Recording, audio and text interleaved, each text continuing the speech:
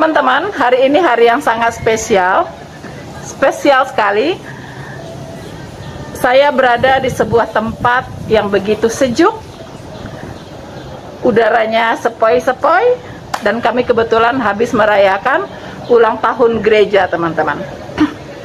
Untuk itu saya tidak melewatkan kesempatan ini untuk berbincang-bincang dengan seorang saudara seiman saya, juga seorang murtadin. Dan memang kami sudah lama sekali untuk mencanangkan, untuk berdialog, bertemu, berbagi pengalaman iman tentunya. Dan hari ini puji Tuhan itu bisa terlaksana, teman-teman.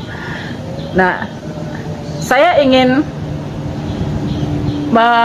memperkenalkan beliau ini.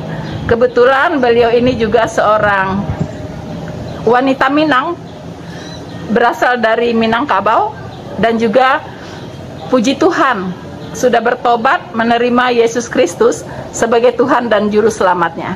Bagaimana kisahnya? Untuk tidak berlama-lama, saya akan perkenalkan saudara saya ini kepada kita semua, dan nanti beliau yang akan men-sharingkan bagaimana perjalanan imannya dari tidak percaya Tuhan menjadi percaya Tuhan. Untuk itu saya panggilkan dulu, namanya Uni Refda. Uni Refda. Halo. Halo, ketemu lagi. Selamat siang, selamat malam, selamat sore. Dimanapun saudara-saudari berada dari Sabang sampai Merauke, penggemar YouTube-nya Ibu Rina Solihin, Yes. Subscribernya yang fans setianya. Selamat sore waktu Indonesia Barat, Bagian Barat, bagian Bandung. Oke. Ya, ini ngobrol-ngobrol nih, ya. Ya. Karena Refda itu usianya sangat muda sekali. Dengan saya itu bisa jarak berapa ya sama Unirif? 30 tahun. Nggak nyampe. Saya saat ini 40 tahun. 40. Ada 18 tahun ya. No. 16 tahun jaraknya. 16 tahun something lah. Iya, 16 tahun ya. Jadi Refda manggil saya Uni ya. Uni Rina. Ya, ini Uni saya yang penggantinya dari Tuhan. Amin, amin, amin. Uni saya sebenarnya secara darah kandung itu ada 2, Ya, tapi Tuhan ganti. ganti satu. Yang berkualitas saya ganti ya. Amin, amin, amin. Deh, Ya. ngobrol-ngobrol nih. Semua orang pengen tahu ya, kenapa sih kita yang orang-orang Minang gitu kan, Ya. itu kan tabu sekali ya, Sangat. berbicara tentang keyakinan lain gitu kan. Sangat.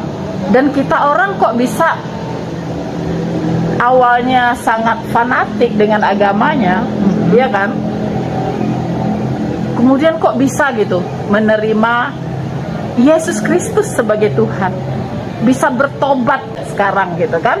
Ya. Nah, kalau boleh tahu itu gimana ceritanya, kok Refda bisa kenal Tuhan tuh gimana ya ceritanya? Tapi sebelumnya ini dulu, backgroundnya dulu, Ref. Oh, Kan ya. kita semua pengen tahu nih Refda ini siapa ya kan? Oke. Sedikit backgroundnya. Oke, nama saya itu Refdawati, panggilannya Refda. Ya. Lahirnya itu di Sumatera Barat, tepatnya itu di daerah Batu Sangkar. Sangkel. Sangkel. Kalau di Sumatera Barat Batu Sangkar tuh ngomong Mungkin sangkel. ada yang tahu Pagaruyung. Ya, Oh, Rumah Gadang Pagaruyung. Tapi Ya. kita kampungnya masih agak jauh. Kalau dihitung kilometer mungkin 25 kilometer lagi lah dari rumah Gadang itu ya. Itu kecamatannya adalah ya, nggak usah disebut. Sekret. Yang penting saya berasal dari sebuah desa yang sangat terpencil lah.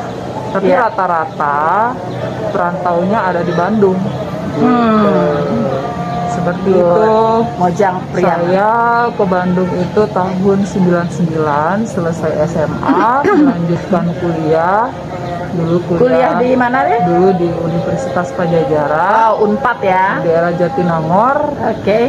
Kemudian lulus tahun 2003 atau 2004 lupa. Kira-kira. Lulus Ya, kira-kira tahun sekian. Tahun 2003-2004an lulus. Ya. Kemudian sempat bekerja sebentar, tapi akhirnya lebih banyak ikut dagang sih sama kakak. Oh, biasa. Orang Padang mah pasti pembisnis ya. Gitu. Pembisnis. Ya. Oke. Terus kok bisa kenal Tuhan Yesus, gimana ceritanya, Rif? Iya. Padahal dari kecil tidak ada kepikiran ya sama sekali. Tak pernah terbayangkan tak pernah ya? terbayangkan, karena dari kecil hidup di desa itu kita kan selalu ngaji ke surau. Oh iya, sama ini juga. Ngaji ke surau, kemudian rajin sholat, puasa, apalagi dari kecil tuh udah diajarin kita kalau di kampung itu ya sore-sore jam 5 itu udah ke surau. Udah pergi ke surau. Nanti pulang-pulangnya tuh besok jam 6. Lalu di surau. Iya, tidurnya kan di surau. Pulang ke rumahnya tuh kan besok pagi jam 6. Nah, baru dari rumah udah nyampe rumah mandi, baru kita berangkat ke sekolah. Terus belajarnya kapan? Buat PR? Enggak. Kita kalau di kampung gitu kan kita jarang kasih PR sama guru. Oh gitu. Ya main-main aja banyaknya. Oke. Nah, dengan berjalannya waktu karena kakak-kakak banyaknya merantau di Bandung, ya ikutlah ke Bandung, melanjutkan kuliah. Kakak tahu di sini berdagang. Ya akhirnya saya. Ya begitulah. Sedikit background. Nah, Uni tanya tadi, kok bisa kenal Tuhan Yesus, gimana ceritanya? Apa mencari sendiri kah? Atau ada yang datang menginjili kah? Atau gimana? Ya, sebelumnya sih puji Tuhan ya, puji syukur bisa berkenalan dengan ajarannya Kristus. Tentunya pertama kali kenal Uni Rina.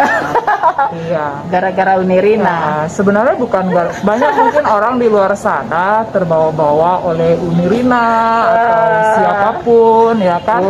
Tetapi sebenarnya itu adalah panggilan hati. Jadi tidak ada dipengaruhi oleh seseorang. Namun betul sekali waktu pertama kali saya mengenal ajaran Kristus itu melalui Uni Rina. Tetapi kalau saya tidak membuka hati saya, Tuhan juga tidak akan mungkin memberikan pencerahan untuk terus berhikmat untuk mengenal kebenarannya gitu. Tapi saya bersyukur melalui Uni Rina saya bisa mengenal Kristus. Nah, Rif, puji Tuhan ya, waktu itu Refda memang terbuka untuk mendengarkan sesuatu yang berbeda kan, dan juga akal sehatnya dipasang ya. Betul. Nah, Refda ingat nggak waktu pertama kali itu ngapain sih kita waktu itu, ingat nggak kita kemana-mana berdua ya, prospek kan? Nah, kebetulan kami satu perusahaan ya, jadi saya leadernya Refda ya. Terus kemana-mana kita berdua pergi prospek, terus di mobil cerita terus ya. Iya, cerita. Itu gara-gara apa ya? Cerita apa? Aku ini kan nggak pernah, Rif jadi Kristen dong, Rif percaya Yesus dong, nggak pernah ya? Nggak pernah. Nggak ada ngomong gitu kan? Justru saya bertanya. Rif kalau nggak percaya Yesus masuk neraka, Uni nggak pernah gitu kan? Nggak pernah. Ngomong apa Uni waktu itu, Rif? Lupa. Saya cuman bertanya waktu itu. Saya waktu itu kan kita karena udah sejak pertama kali kita kenal kan, kita udah sering kemana-mana kerja bareng. Waktu itu kan saya masih agak rajin, tapi ngelihat Uni Rina katanya ini orang Minang ya, tapi nggak sholat. Tapi dalam hati saya kenapa ini orang nggak sholat, terus kenapa dia nggak pakai kerudung, nggak pakai jilbab, nggak pakai hijab. Kemudian saya bertanya, Uni kenapa ya Uni nggak nggak pakai hijab. Kenapa? Nggak pakai kerudung. Kenapa Uni nggak sholat? Terus si Uni Rina menjawab, oh iya, kita memang nggak melakukan hal-hal ritual seperti itu lagi. Nah, saya kan penasaran, kenapa gitu? Kenapa kok bisa begitu? Apa karena saya tahu sebelumnya beliau pernah di Jerman bersama suaminya? Oh, udah jadi bule gitu ya? Saya pikir dia ikut-ikutan orang Jerman di sana, mungkin mungkin ateis atau tidak percaya Tuhan lagi. Aduh. Saya pikir dalam hati seperti itu. Ya. Namun waktu itu saat saya tanya seperti itu, di Uni Rina menjawab, oh tidak, kita tuh masih justru kita menyembah Tuhan Allah yang benar. Nah, saya kan penasaran, jadi waktu itu agak tersinggung sih. Kok emang dia mengklaim Tuhan yang dia sembah itu yang benar, emangnya yang saya sembah nggak benar gitu loh. Jadi saya tertarik juga. Emang seperti apa Tuhan yang disembah yang benar itu seperti apa? Nah, waktu itu kita mulai apa ya? Kita cerita kisah-kisah Nabi kalau nggak salah ya. Waktu itu kisah Nabi Nuh ya, Adam gitu kan. Kemudian Ibrahim juga, ya kita cuma cerita-cerita kisah-kisah Nabi doang gitu. Ya, betul. Terus kesannya Refda, kok Uni banyak tahu cerita ini ya? Tahu dari mana? Uni baca apa katanya gitu? Iya kan? Coba ceritakan. Saya bertanya, kok dia lengkap ya? Saya kan juga pernah dengar ya cerita nabi-nabi waktu zamannya saya SD, saya mengaji di surau. Tapi ini cerita yang diceritakan ini, sebelum jauh ke situ, waktu saya SD itu jam 2 siang itu ada sekolah tambahan, itu sekolah agama khusus. Itu keluar jam 1 siang, jam 2 sampai jam 5 itu kita sekolah lagi, pulang-pulang jam 5 itu belajar tentang memperdalam akhlak, fikih, ilmu fikih dan segala macamnya di SD waktu itu. Nah, saya dapatkan juga cerita-cerita Nabi itu kebanyakan di sekolah sore itu bersama guru agama waktu itu. Nah, saya dapatkan nggak seperti yang Uni ceritakan. Kok lebih lengkap dan lebih menarik. Makanya saya tanya, di mana cerita itu berada? Kok lebih lengkap ceritanya? Di mana bacanya? Gitu. Jadi akhirnya Uni Rina bercerita banyak. Iya.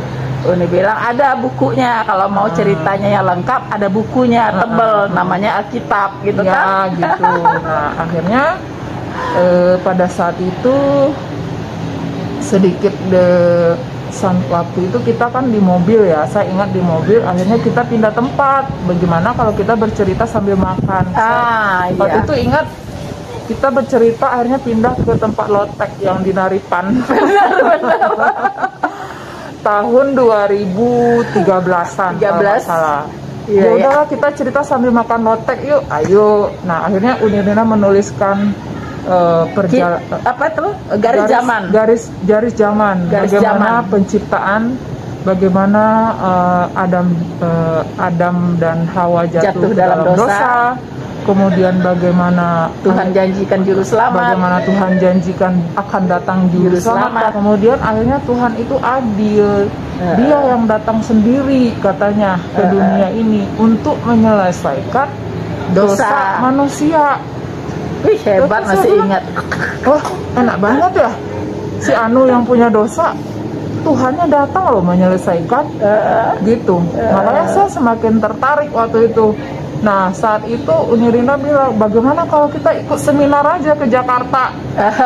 Seminar apalagi itu? Ini seminar tentang ini akan dijelaskan oleh seseorang yang lebih ahlinya lagi di bidang Alkitab. Nah, waktu itu saya karena memang hati saya terbuka untuk lebih mengetahui lagi, saya mau diajak ke Jakarta. Uni Rina tuh bela-belain nganter saya pagi-pagi, tidur di rumah beliau. Pagi-pagi jam 5 kita berangkat dari rumah sampai Jakarta jam 8 tepat. Seminar dimulai jam 9. Waduh, luar biasa. Mungkin waktu itu saya ingat, saya tertariknya kenapa saya mau ikut seminar itu, karena di dalam cerita Uni Rina itu Tuhannya itu mengasihi umatnya. Sebenarnya Tuhan itu menciptakan umatnya itu, menciptakan manusia itu sebenarnya bukan untuk Masuk menjadi neraka. untuk masuk ke neraka. Iya. Tetapi Tuhan itu diciptakannya untuk menyembah Tuhan gitu loh, Iya. bukan untuk jadi sengsara atau binasa gitu. Ini Tuhannya yang langsung datang ke dunia untuk seluruh dosa manusia. Ya. Tapi kata Unirina, tidak semua dosa manusia, tapi hanya dosa manusia yang mengaminkannya saja. Ya, yang percaya. Yang percaya saja. Nah, waktu itu saya tergelitik. Ya udah, saya ikut aja karena saya merasa memang saya banyak dosanya. Gitu. Dan tidak ingin binasa. Tidak ingin binasa karena saya merasa hidup saya juga nggak mungkin. Ya kalau paling lama paling berapa tahun lah ya. Kalau Tuhan kasih umur panjang, syukur-syukur sampai 100 tahun. Tapi buat apa kalau sakit-sakit ya mungkin 65 tahun udah mati ya kan. Nah habis itu saya berpikir ya juga ya kemana ya nanti jiwa saya kalau saya udah mati. Saya nggak mau kalau di neraka itu kan memang kekal. Nah saya tidak mau masuk dulu ke sana. Tapi yang dulu ngajarinnya katanya masuk dulu sebentar, keluar lagi. Nanti keluar lagi, gitu. Tapi saya tapi itu pro kontra menurut pikiran saya gitu. Jadi saya percaya karena Tuhan itu tidak mencela-mencela. Apa yang dikatakan A adalah A, B adalah B gitu. Kalau memang dia bilang manusia itu kekal ya pasti kekal gitu karena Tuhan itu Tuhan yang tidak berbohong dan tidak mencela-mencela. Iya. Nah, seperti itu. Ya. Terus waktu itu kan Refda buka hati untuk mau hadir di seminar ya. Seminar apa? Seminar itu waktu itu adalah tentang keselamatan. Jadi pada saat itu sama waktu yang Uni ceritakan bagaimana penciptaan awalnya, kemudian Adam dan Hawa jatuh ke dalam dosa, kemudian diceritakan bagaimana cara beribadatnya orang pada saat perjanjian lama. Ya. Kemudian kalau nggak salah waktu itu saya tergelitik, kenapa orang di perjanjian lama itu kok cara ibadatnya hampir sama dengan yang saya lakukan kemarin itu. Potong-potong domba masih? Iya, masih potong-potong domba, kemudian saya masih tunggak tanggi seperti orang Israel ya. Iya. Kan masih ya sampai hari ini juga kan mereka masih beribadah dengan jasmani, dengan tubuhnya. Kemudian juga menghadap ke sebuah tempat kan, satu arah. Kiblat. Nah, saya pikir loh kok sama. Saya ingat waktu Unirina ketemu saya di tempat lotek waktu menerangkan itu, apa yang sudah dibuang oleh Tuhan itu dipungut oleh iblis. Nah, didaur ulang. Waktu di seminar itu, jangan-jangan memang ini tuh sudah nggak dipakai cara beribadah itu. Tapi karena memang kompetitornya, kan logika saya juga jalan ya. Maksudnya saya bukan orang yang bodoh-bodoh sekali. Maksudnya kompetitornya di dunia ini pada saat itu pembicaranya bilang hanya Tuhan dan iblis. Iya. Jadi betul juga, mungkin saya ingat waktu perkataan Ibu Lina, apa yang sudah dibuang oleh Tuhan biasa itu iblis akan pungut lagi, akan dipakai lagi. Nah saya berpikir jangan-jangan itu sebenarnya nggak dipakai lagi gitu loh. Jadi hati saya malah semakin menggebu-gebu, ingin tahu lagi gitu. Nah di seminar itu dibukakan semua. Semuanya sampai kepada orang-orang di perjanjian baru. Seperti apa ibadahnya? Ya, ibadah di dalam roh dan kebenaran. Jadi gini, waktu itu saya juga nggak tahu kenapa ini mungkin juga Tuhan yang memberikan pencerahan. Karena memang pada saat saya sebelum menjadi seorang pengikut Kristus, itu 5 kali sehari, kalau saya sebagai manusia biasa itu tidak full saya lakukan. Nggak sanggup ya? Kadang misalnya pagi itu ngantuk, nggak bangun. Kalau misalnya kalau Tuhan itu konsisten, kalau 1 kali aja kita udah lewat kan harusnya udah masuk neraka kita kan. Oh iya. Harusnya kan gitu. Tuh. Saya kadang-kadang nggak ngelakuin itu, ya kan? Nggak bangun. Dibangun-bangunin. Nggak bangun. Kadang malah tarik selimut. Dingin, udah kelewat. Kan harus tepat waktu. Betul. Nggak boleh kalau udah keluar matahari, nggak boleh. Nggak boleh. Ya kan? Udah lewat. Kadang-kadang kalau siang apalagi kita udah sibuk dengan kerja. aktivitas. Kan udah pakai bedak cuci muka lagi. Malas capek. gitu, capek ngelakuinnya. Jadi banyak kelewatnya. Jadi gini Rif, banyak orang mengira kita ini kayak Uni juga dibilang, Rina tuh jadi Kristen karena nggak mau ribet, nggak mau capek jadi orang Islam.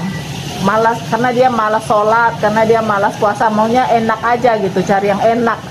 Benar nggak gitu, Rif? Kalau Rif gimana? Apa karena enak bukan jadi Kristen? Hanya karena itu hanya bonusnya aja. Enak tuh bonus ya. Ya itu yang bonus. Tapi yang lebih lagi, ibadah yang diajarkan oleh Tuhan Yesus itu jauh lebih masuk akal gitu loh. Maksudnya gini, kita Tuhan itu kan juga tidak mau menyiksa ciptaannya, betul gitu kan? Jadi kita dengan secara akal sehat kita memikirkan itu bahwa kita tuh nggak perlu lah jasmani kita, nggak perlu pakaian kita. Yang penting tuh sebenarnya roh Tuhan tuh lihatnya di dalam ini loh, di hati gitu loh.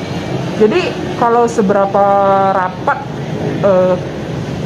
dibungkus gitu, Tuhan nggak ngelihat itu gitu. Tuhan lihat hati kita gitu.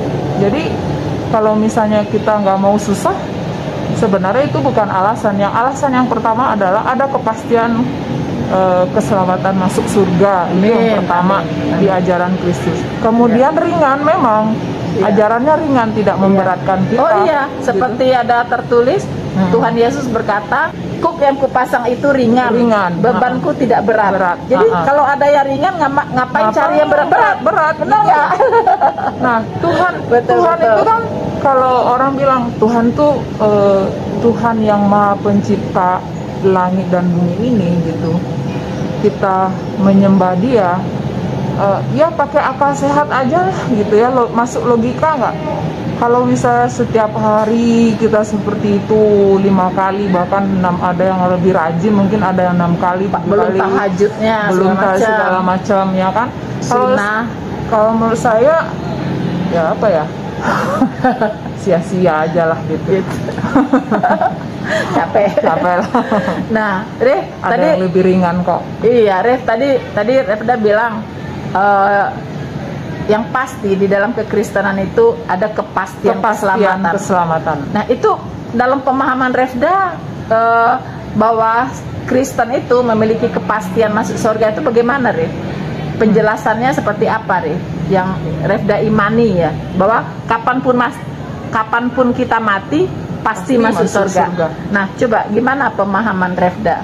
Ya, tentunya saya percaya, karena yang di dalam Alkitab, saya percaya bahwa Alkitab yang tertulis itu datang dari Allah, yang diwahyukan melalui rasul dan nabi-nabinya gitu. Nah, jadi di dalam Alkitab tertulis Tuhan sendiri loh yang berkata, akulah jalan dan kebenaran dan hidup. Tidak seorang pun bisa ke rumah Bapa kalau tidak melalui aku. Dia nulis seperti itu gitu. Nah, kalau yang di sebelumnya saya tidak menemukan kepastian itu. Ya. Nah, bagaimana cara Tuhan memastikan Refda masuk surga? Bagaimana cara, apa yang dilakukan Tuhan supaya Refda kalau mati pasti masuk surga? Karena Tuhan itu sendiri yang turun ke dunia, kemudian rela menggantikan hukum kita, kemudian Dia rela disalib, didera, ditarik, ditusuk, kemudian dihina, di segala macam kan. Kemudian Dia mati, dia mati, masuk ke dalam alam maut itu sendiri, dan dia bangkit. Nah, dia berkata akulah jalan dan kebenaran dan hidup itu, artinya dia sudah pernah ke situ. Dia sudah membuktikan gitu. Kalau yang di sebelumnya kan tidak ada. Dia kalau pada saat ada yang nanya ke apa ya itu namanya pemimpinnya, nabinya ya, pada saat itu dia juga nggak ngerti kemana jalan yang nggak tahu katanya gitu loh. Jadi jadi bagaimana saya yakin? Karena Tuhan itu sendiri bangkit gitu. Kalau Tuhan Yesus nggak bangkit, berarti sia-sia iman percaya kita. Ya sama aja dengan orang lain, ya nggak bangkit-bangkit. Kalau udah mati nggak bangkit. Dia nggak bangkit-bangkit tuh sekarang. Oke. Gitu. Oh, jadi Maksud Refda tadi gini, karena kita ini orang berdosa. Orang berdosa. Tidak ada manusia yang bisa menyelesaikan dosanya sendiri. Iya. Tidak ada ya. Tidak ada yang bisa menyelesaikan dosa. Bisa nggak? Ini loh, banyak orang, saya inilah pasti masuk surga karena saya banyak bantu orang, sumbang sana, sumbang sini, ya kan? Saya orang yang baik hati dan sebagainya. Nah, seperti itu bisa nggak menyelesaikan dosa? Seberapapun uangmu, ya kan? Mau sebesar sakombu, sakaruang, sagoni, ya, mau berbuat baik sebesar apapun itu tidak akan bisa membawa kita ke surga. Tidak akan ada hartamu, tidak akan membawa jiwamu ke surga. Hanya penebusan Tuhan Yesus Kristus di kayu salib lah yang bisa membawa kita masuk ke surga, dan pasti kalau pada saat mati kita pasti masuk surga. Amin. Ya, karena apa? Alkitab mengatakan upah dosa adalah maut. Ya, gitu. Berarti kalau berdosa harus dihukum di neraka, itu konsekuensinya. Ya kan? Nah, sekarang Tuhan nggak mau kita dihukum, benar nggak? Benar. Gimana caranya? Nah, Tuhan siapkan satu cara, yaitu percaya kepada Dia sebagai Tuhan dan Juru Selamat. Betul. Dan kita aminkan bahwa Dia sudah menggantikan kita dihukum. Dengan demikian, kapanpun kita mati, kita tidak perlu lagi dihukum, kan? Ya, betul. Karena Tuhan Yesus sudah menggantikan kita. Benar begitu ya? Betul. Maka disitulah kita bisa dipastikan masuk surga, kan? Betul. Karena hukuman kita sudah ada yang gantikan. Betul. Kita sudah ditebus. Iya. Sebenarnya kan kita ini sedang tergadai ke iblis. Iya. Tuhan menebus kita dengan dirinya sendiri. Harusnya kita yang di neraka. Gitu loh. Harusnya kita sebenarnya karena kesalahan kita, karena dosa kita. Ya. Karena semua perbuatan kita, harusnya kita yang di neraka. Ya. Tapi Tuhan begitu mengasihi manusia, tidak mau dihukum di neraka, makanya turun ke dunia menjadi manusia, merendahkan dirinya seperti manusia, kemudian dia rela hidup seperti manusia, kemudian dia dihina, dicaci, kemudian dia disalib di kayu salib. Dia bukan disalib karena kesalahan dia, tapi karena kesalahan saya. Iya, kesalahan saya juga. Kesalahan saya yang begitu banyak yang tidak terhitung. Dulu waktu kecil saya suka nyuri uang kakak saya. Kalau ini suka nyuri kembang. Waktu kecil aja saya udah berdosa, apalagi udah segede ini, pasti saya banyak dosanya. Makanya daripada itu saya percaya bahwa Tuhan yang maha adil itu Tuhan yang mengasihi manusia, yang rela menggantikan hukuman manusia dengan dihukum di kayu salib gitu. Dan sehingga demikian dosa kita yang bagi yang mengamini akan tertebus. Nah, Rif, mantap sekali. Rif, gini, ngomong-ngomong nih, sekarang kan lagi susah uang nih ya. Ya, betul. Ya, semua susah hidup nih. Semua susah hidup, ya kan? Jadi bukan karena tubuh kita aja yang diserang oleh COVID, tapi kantong kita juga diserang, benar nggak? Benar. Nah, Rif, ngomong-ngomong nih, ini kan lagi susah uang, benar nggak? Benar. Ada semua lini kena masalah uang. Nah gini Rif, ada orang datang nih, Rif, saya kasih sekarang uang 1 triliun untuk Refda, tapi kembali ke Islam, mau nggak? Nggak mau. Kenapa? Kan butuh uang. Ya. Kenapa? Uang 1 triliun di dunia mungkin dalam hitungan tahun habis lah, ya kan? Kita pergi aja ke Amerika, ke Eropa, keliling dunia habis, ya kan? Tapi setelah mati mau kemana? Binasa. kekal. Oke, uang 1 miliar paling lama mungkin bisa lah bertahan sampai usia 65 tahun. 1 triliun. 1 triliun. Ya kan? Kalau saya hidup boros udah pasti selesai. udah habis. Bawa beli barang-barang branded, semua mobil beli mewah. Lamborghini segala macam, habis uang 1 triliun.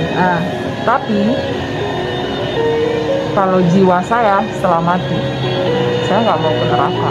Nah, Makanya saya tidak mau menjual iman saya, berapapun harganya. nah ini dia.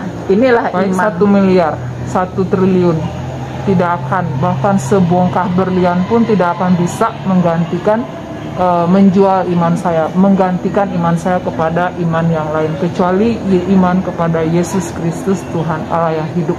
Amin, amin. Amin, luar biasa ya teman-teman, luar biasa. Itu yang enak yang datang kan, orang baik yang datang mau kasih 1 triliun. Refda nggak mau, tetap nggak mau. Enggak. 2 triliun nggak mau. Enggak. Dikasih sedunia ini juga nggak mau. Enggak mau. Oke, mantap.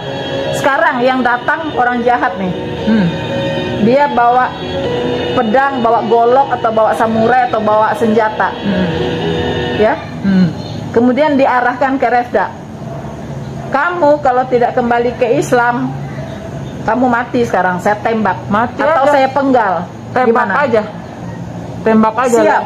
Lebih baik saya mati demi bertahan di dalam iman Yesus Kristus daripada saya mati bergelimang harta hanya dengan mengorbankan iman. Lebih baik saya mati, tetapi saya mati untuk Kristus. Siap, Siap. siap, Rip. Karena kalau udah mati kan udah masuk surga. Betul. Ngapain juga pusing? Paling juga ngerasain sakit pada saat itu juga. Udah sakit. Amin, amin. Habis itu jiwanya langsung ke surga, bersorak-sorai Puji bersama Tuhan, malaikat. puji Tuhan. Karena sekarang banyak orang dengan dunia yang semakin kacau, kehidupan semakin susah, masalah semakin banyak. Banyak orang yang jadi lemah iman, ya kan? Betul. Kadang sampai-sampai menyalahkan Tuhan, Tuhan engkau di mana gitu. Padahal Tuhan setiap hari melihat dia dari atas. Tidak berapa kasih saya terhadapmu tidak terbatas, tapi orang itu sendiri yang tidak melihat kasih Tuhan kepada dia. Amin, dikasih sehat, dikasih napas setiap pagi, bukankah itu sudah kasih karunia Tuhan bagi kita? Coba beli itu oksigen setiap hari, berapa tuh duitnya? Berapa duitnya? Kali 65 tahun kita hidup, berapa? Iya. Ini dikasih gratis sama dikasih Tuhan. gratis. Gitu. Amin, amin. Makanya jangan selalu melihat kasih Tuhan itu bukan hanya harta semata, bukan hanya uang, jasmania, materi, tetapi kesehatan, kita bisa menghirup udara segar, diberi umur yang panjang, itu adalah kasih karunia Tuhan. Amin. Kalau misalnya hanya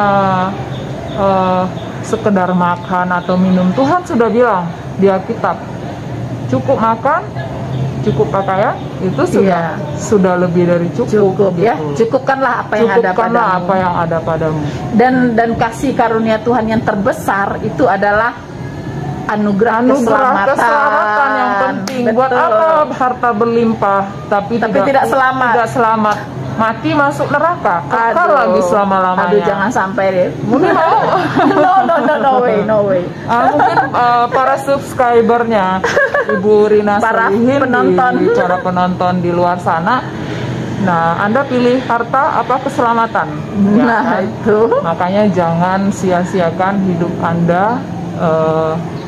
Carilah Tuhan yang benar, yang benar tentunya, yang sesuai Alkitab, gitu. Dan carilah pembimbing yang benar, seperti itu.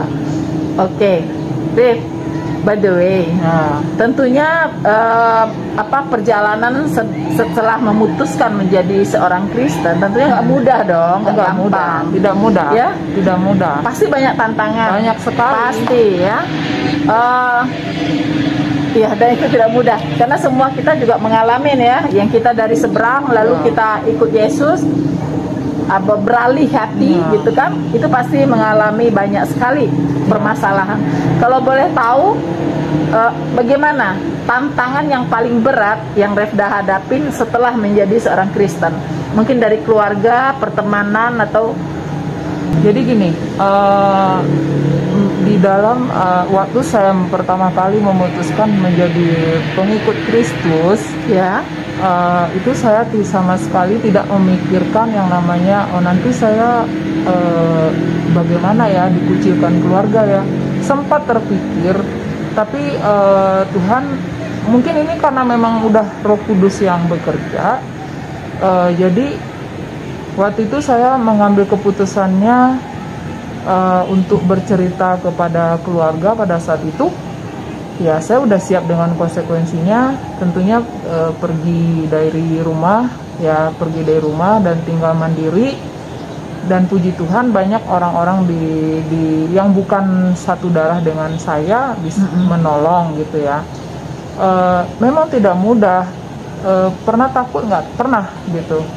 Tapi entah kenapa sukacita yang Tuhan berikan, damai sejahtera yang Tuhan berikan untuk melewati masa-masa sulit itu Luar biasa. luar biasa. Jadi malah tidak terasa. Iya, betul. Malah tidak terasa gitu. Iya, Walaupun iya. mungkin pernah satu waktu ya di musim pandemi awal-awal itu kayaknya semua orang dalam keadaan stres ya.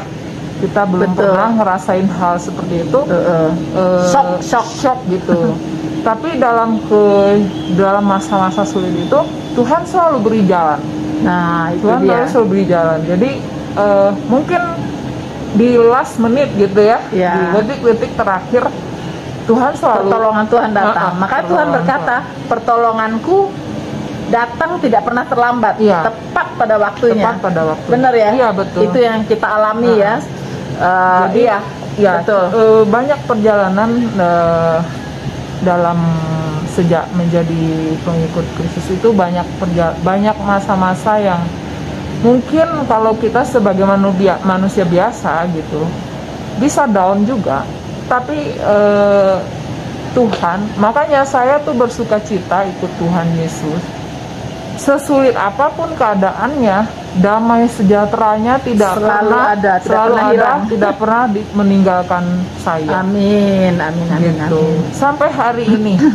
Mungkin Amin. saya tidak semewah orang-orang di luar sana, tapi saya cukup merasakan Dipelihara oleh sukacita Tuhan. dan peliharaannya Tuhan luar biasa. Amin, amin. Seperti itu. Nah, terus mengenai keluarga, respon keluarga bagaimana, Rif? Apakah sampai sekarang ini masih terjalin hubungan yang baik atau malah sebaliknya atau bagaimana? Sebenarnya dikatakan bermusuhan juga mungkin tidak ya, Ya. karena juga sempat baik-baik juga, tapi saling tidak memberi kabar aja gitu. Saling cuek-cuek aja. Karena mungkin saya rasa saya mungkin ingat mereka, tapi karena saya kadang-kadang ingin menghubungi mereka juga, tapi ya dari mereka juga tidak ada respon. Ya udahlah, kita sudah punya kehidupan masing-masing, ya udah. Buat Ya. saya sih cuma bisa berdoa untuk keluarga di luar sana yang dimanapun Anda berada, baik yang ada di kampung, baik yang ada di Bandung, suatu hari bisa mengenal ajaran Kristus yang begitu luar biasa, yang bisa memberikan kepastian masuk surga. Ya, dan tidak ada yang mustahil. tidak ada yang mustahil gitu. Tidak ada yang mustahil. Saya dikucilkan, tapi saya dikucilkan bukan maksudnya orang yang dikucilkan tuh harusnya orang yang melanggar norma ya. Ya, orang yang punya kesalahan, misalnya melanggar hukum, melanggar adab, ya perampok atau penjahat gitu. Ya. Tapi saya dikucilkan karena saya ikut Kristus, saya berbahagia karena berbahagialah orang dikucilkan karena kebenaran. Iya. Gitu, karena Betul. dia yang punya kerajaan surga. Amin, amin, amin, amin. Luar biasa, Rif. Nah, Rif, ini apa pesannya Refda nih untuk teman-teman yang seiman maupun yang tidak seiman di luar sana, yang bisa memberi penguatan iman ya untuk mereka. Apa pesannya Refda? Terutama teman-teman atau saudara-saudara yang ada dari Sabang sampai Merauke yang ada di luar sana, untuk teman yang tidak seiman, mungkin ada juga ya rekan-rekan dari Sumatera Barat, atau dari mana ya? Kebanyakan subscribernya dari mana? Banyak, campur-campur sampai ke luar Pokoknya negeri. seluruh Indonesia, bahkan Ya. yang ada di luar negeri. Pikirkanlah jiwa Anda terutama. Hidup di dunia itu tidak selamanya, Sekali aja. sekali aja. Tidak ada kesempatan kedua untuk hidup. Ya. Paling lama jika Anda sehat-sehat saja mungkin Anda berusia sampai 100 tahun mungkin. No. Ah, Harapan hidup orang Indonesia 70 tahun. Nah, Mungkin 70 kalau di tahun. Jepang 86 tahun. ya, anggaplah 86 tahun yang bagi Anda yang hidup di Jepang. Ya. Dan bagi Anda yang hidup di Indonesia mungkin 65 tahun, 50 tahun, atau 40 70 tahun. paling lama. Ya. Pikirkanlah jiwa Anda. Kemanakah Anda setelah mati, setelah meninggal, setelah dipanggil Tuhan? Ya. Kemanakah jiwa Anda? Apakah Anda akan kekal di neraka, atau Anda mau kekal di surga bersama Tuhan? Bagaimana caranya? Anda harus belajar. Ya, belajar, mau mencari tahu gitu. Kemudian jika Anda memang sudah punya niat untuk mencari tahu, cari tahulah ke tempat yang benar, Ke tempat yang tepat. iya, ke tempat yang tepat, karena tidak semua ajaran Kristen yang Anda dengar itu pun juga benar ya, gitu. Seperti hutan belantara. Iya. Kekristenan itu seperti hutan belantara. Dengar-dengar nih ada 30 ribuan denominasi Kristen di dunia. Kristen lebih banyak dari denominasi Islam. Lebih banyak. Jadi Anda harus cari kebenaran, pengajaran di tempat yang tepat. Jika Anda masih bingung, ya boleh inbox Bu Rina. Iya. Nah, bagi teman-teman yang seiman, ya, bagi teman-teman yang seiman, jangan pernah menyerah, selalu cari kebenaran dan selalu belajar dari Alkitab, selalu baca Alkitab. Kemudian pertama Anda harus menyesal dulu bahwa Anda adalah orang berdosa. Jika Anda sudah menyesali diri Anda ada orang berdosa, Anda harus aminkan bahwa telah mati di kayu salib itu menebus dosa Anda. Amin. Dan Yesus telah rela mati untuk dosa Anda. Amin. Tuhan Yesus sudah turun ke alam maut dan sudah bangkit untuk Anda. Amin. Menyelesaikan dosa kita ya. Menyelesaikan dosa kita. Wow, luar biasa Refda. Ini sebuah sharing yang luar biasa yang bisa menguatkan kita semua Ya. dan juga membuka paradigma ya, Ya. bagi saudara-saudara kita yang belum mengenal Kristus.